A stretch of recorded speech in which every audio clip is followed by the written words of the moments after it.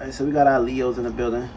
We all got some Leo in us. So let's not even basically go into the situations of hating on a sign. You got some zodiac signs that hate this sign, that sign. Whole time they don't know their moon sign. Whole time they don't know their ascendant sign. And they can basically be putting that energy on them. So basically everybody got Leo in their charts, and everybody got a responsibility, a duty, and obligation. AKA which means which you got to take care of your responsibilities when it comes to your house, your actions, your reactions, your personality, your responses to things. Everything is correlated, and of course, with the whole purpose of basically having a sun sign, you're gonna point that towards the Leo constellation, aka the sun sign, the sun that's in the sky.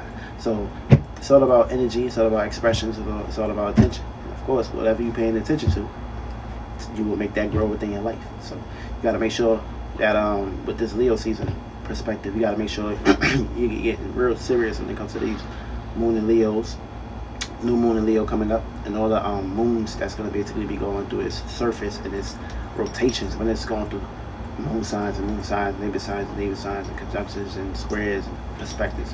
Everything is going to basically correlate and correspond with this equation. Now we got Leo season in the building, so it's all about shining. It's all about setting up that stage. It's all about shining light on that stage in that area, in that location. Everybody got their own stage. Everybody got their own perception during this time.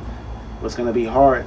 It's going to be hard for certain zodiac signs during the season, or certain spirits that's in those bodies that's playing out those perifics. It could be hard for a certain individual, but of course, it's all about how you play out these energies. It's all about how you utilize these energies to the best of your ability.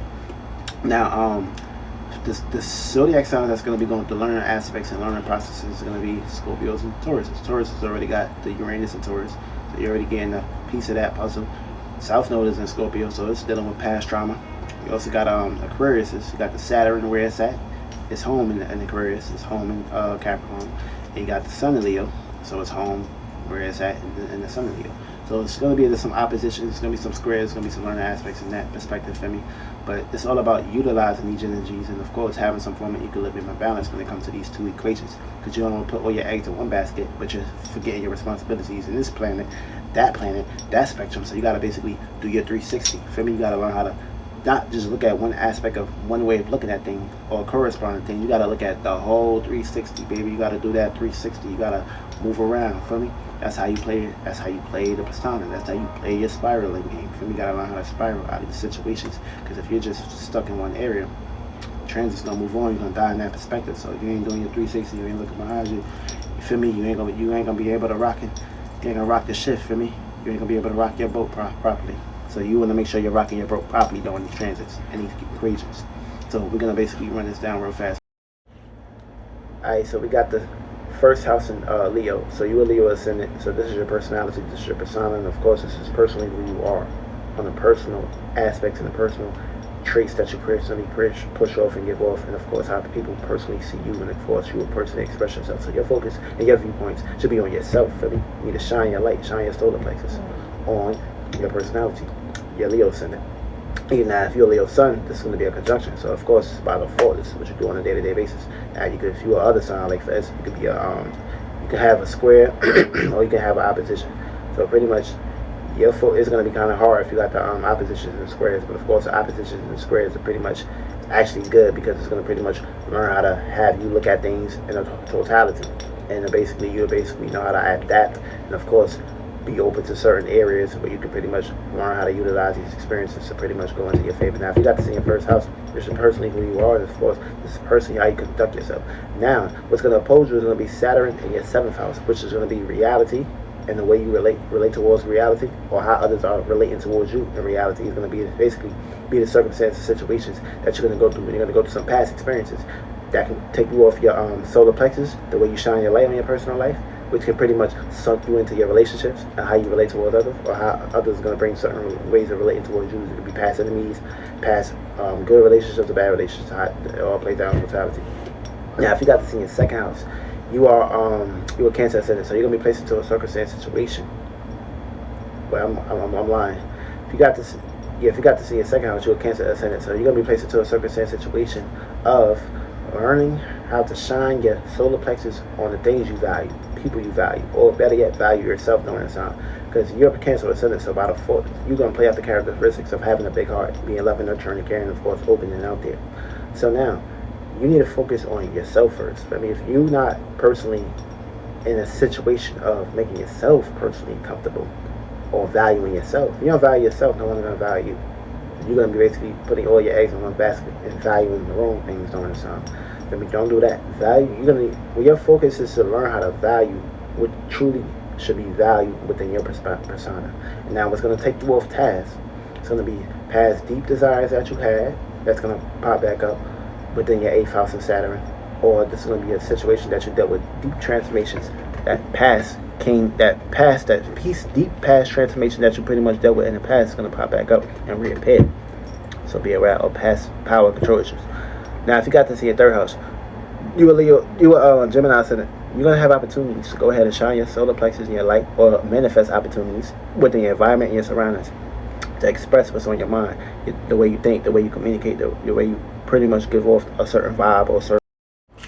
Yeah, so that's going to be your focus. Now, what's going to oppose you and take you off task is going to be certain experiences that you have when it comes to dealing with things you associate yourself with, or your certain spiritual systems that you have experiences with that can kind of like take you off task. Or you're just going to be manifesting a whole lot of experiences, past experiences that you previously dealt with, dealing with your 9th house, your moralities, your meanings, your reasons, your principles on things, or manifesting others that's going to bring this within your life. Now, if you got this in your 4th house, you are a Taurus ascendant, so of course you need to shine your light on home, family, privacy, or things that's dealing within your home, your environment, and things of that perspective. And you need to come up, you need to pretty much, whatever's in your home, you need to make it beautiful. You need to make it smooth and there. You need to make it an area where you're going to pretty much take the stage and be known for. So if you're going to be known for having a 30-ass house, the world going to see that. The world going to see that. But you don't want to have that perspective. And you're going to make sure you stand on business and handling your responsibilities. Now, what's going to take you off task is going to kind of like throw you off. It's going to be your past experiences dealing with status, reputation, goals, and responsibilities, which is going to pretty much be where you have Aquarius at. So past experiences dealing with that, dealing with your status and what you're known for, is going to pop back up. So try not to allow that status to come into the light of your sun and Leo season in the 4th house. Try not to allow that to happen. You got this in your 5th house, your Aries ascendant. So you need to shine your solar plexus, your light, on your creative endeavors, your arts, your entertainment, your fun, your taking the stage, taking the stance, and in that perspective. Now you're going to be manifesting a whole lot of extreme energies within your 5th house because you are Aries ascendant, and of course the Leo constellation is exhausted in Aries, so you're going to be faced into a situation of over exhausting yourself in this area. So try not to do too much of that, but be aware of that perspective. Now what's going to kind of like take you off task, and what's going to throw you off, is going to be past associations, past friends, past groups, past acquaintances, or just past experiences dealing with the public, or people with places and things that's in the public. Now if you got this in your 6th house, you're a Pisces ascendant, so your focus and your viewpoints, what you need to be doing is shining your light, your solar plexus, on your work health routines, and of course making it more, more creative, more fun, more enjoyment. I mean, don't just be working at that goddamn job because you got to be there, you got to pay the bills. No, what you need to be doing is utilizing this job to help you get to your creative endeavors, which are going to basically spark the interest. For me, if you just go to work, you ain't got a mind, you ain't got an imagination and shit, you ain't sparking that, and then of course you putting yourself into a constant routine of hell. So you got to make sure you sparking all that good light, or just basically taking the stage and receiving all that energy and all that attention towards wherever you're at work. I mean, you gotta learn how to, be a true alchemist during this time when you got this in your 6th house. I mean, now what's gonna oppose you off and take you off task is gonna be your dreams, your imaginations, and fantasies, or certain past experiences dealing with past spiritual systems, past dreams, past imaginations, and it'll be basically popping back up to pretty much reinform you of what you basically are associating yourself with. Now, if you got Leo in the 7th house, Leo falls in this house, so it's kind of like sleep here. It don't want to do the things that it don't want to do. It don't want to do it. It don't want to relate. It don't want to share. So in this perspective, you're Aquarius ascendant. So by default, you're dealing with a fall and dealing with oppositions. So in this house right here, you need to go ahead and of course shine your light on relationships or relating with individuals during this time. You can't be too detached or too cold during this time. You need to focus yourself on relating or coming up with a new way to relate and express your solar plexus on your relationships and how you relate to others. And you're going to be manifesting a whole lot of individuals that's going to pretty much be shining their light on you, expressing themselves to you, and of course extreme and etc. Now what's going to take you off task is going to be your personal life and your personal experiences that you had previously. That's going to pop back up. That can kind of like take you off task during this time, which means these personal experiences can make you become too egotistical and of course forget about everything that you're related with. So try not to ghost your relationships during this time. Now, if you got this in your 8th house, you'll be placed into a circumstance situation of being a Capricorn ascendant. So you need to learn how to shine your solar plexus on your 8th house, your desires, your deep detachments, the things that you have a deep connection with. You have a deep connection with a person, place, or thing.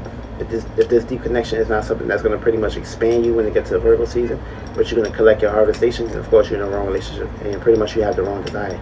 Now it's going to take you off task. What's going to basically oppose you is going to be your 2nd house in Aquarius. The things you value, resources and material, and certain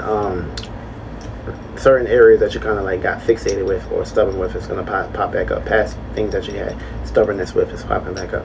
Now if you got this in your 9th house, you are Sagittarius ascendant, so of course you need to shine your solar plexus on looking at the bigger picture, expanding your horizons, your point of view, and your references, or just express yourself about flying and traveling. If you're playing good seeds, you're going to basically have a status and reputation of being known for that when it comes to Virgo season. Now what's going to oppose you and take you off task is going to be your environment, past environments, past friends, past surroundings, or past people, places, and things that's in the environment or your surroundings, or past mind frames. Now if you got this in your 10th house, you are Scorpio ascendant. So basically you need to shine your solar plexus on having a deep connection when it comes to your status, your career, your goals, your responsibilities, and be known for that. Now what's going to basically take you off task is going to be someone that's dealing with home, family, and privacy. That's going to take you off task on this time.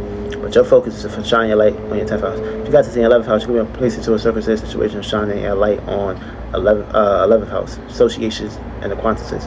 Now you are Libra ascendant, so by default you're going to be dealing with oppositions. So the better you can pretty much handle these oppositions, you'll be alright. Now what's going to take you off task and oppose you is going to be someone or something that's going to basically be within your 5th house. Your love, your romance, your endeavors and things of that perspective, or past romance, past love affairs, or past individuals that you pretty much have relationships and of course correspondence with. Yeah, or your kids can oppose you, or past romance, past experiences with your kids, or your inner child, or your creative endeavors, or your fun, or your enjoyment, or your entertainment, or drama. Past drama can basically pop back up in this house right here. So be aware of that perspective, be aware of those energies. And last but not least, if you have the Sun and Leo in your 12th house, this makes you a Virgo ascendant. So basically, in this house right here, you need to go ahead and, of course, shine your light and your solar plexus on your dreams, your spiritualities, your meanings, your purposes, and your experiences within your life. I mean, your focus, that's going to be your focus. Even though this is going to kind of like be an opposition, because you know the 12th house don't really deal with the 6th house like that, because the 6th house is predicated towards what makes sense, being down to earth, routines, reputations, and of course consistency. Now 12th house is basically dealing with dreams, fantasies, imagination, separating from working in that thing in that perspective. So you're basically going to be dealing with 3 energies: your energies, the 12th house, and the Leo energies. So the better you can pretty much, look at the details, have a consistent 360 where you can pretty much blend at least 3 of these energies within, but actually put time and energy and effort towards these perspectives and these equations, the better everything will pretty much go out, and of course favoritism into your perspective. But the moment you get washed up and get all out of character, get all out of place, all unaligned, then of course you're going to be unaligned, and of course things are not going to kind of like go into the way you want it to pretty much go into, if you're not putting in the energy work, if you're not putting in the time, and of course if you're not putting in the patience. Now dealing with this house right here, your focus is shine your solar plexus on inwardly, your intuition, trusting your gut, your spiritual systems. That's your morality, that's your moral system during this time. So having faith and your spiritual endeavors, and of course when you playing good seeds in your 12th house, your 1st house, your personal life, your personal appearance, everything is going to basically be blossoming, harvesting. Feel me? Now if you're planting bad seeds, you're a Virgo ascendant, we're going to have Virgo season coming up next. If you're planting bad seeds, feel me, you're going to be looking crazy. You're going to be looking like your fruits and your vegetables, you had some ringworms in it. You're going to be looking like you had some parasites all over in that mouth. So you don't want to be looking like that. You want to make sure you're playing good seeds. You want to make sure you're getting good sleep, good rest, good dreams.